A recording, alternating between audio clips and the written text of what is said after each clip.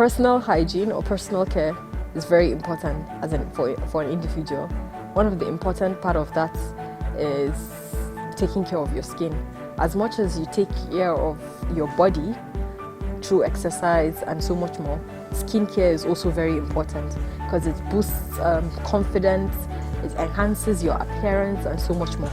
Come join me in this class on how to take care of your skin or different methods of skincare with your natural home remedy ingredients, things you just have in your kitchen or your fridge. You don't even need to go out to buy. My name is Fatima Shafi and this is my Sapphital Regimen.